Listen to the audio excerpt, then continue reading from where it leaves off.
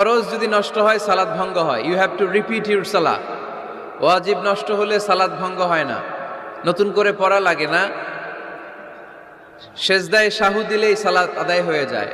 আর সুন্নাহ নষ্ট হলে নামাজ নষ্টও হয় না, নতুন করে পড়াও লাগে না, সৌ সেজদাও লাগে না, নামাজ আদায় হয়ে যায় সুন্নাহ নষ্ট হলে। এই যে হাত তোলা না তোলা, এটা সুন্নাহ। আমিন জোরে বলা না বলা, এটা কি সুন্নাহ, যেটা কোনো কারণে কেউ না করলেও তার নামাজ কবুল করে নিবে কে?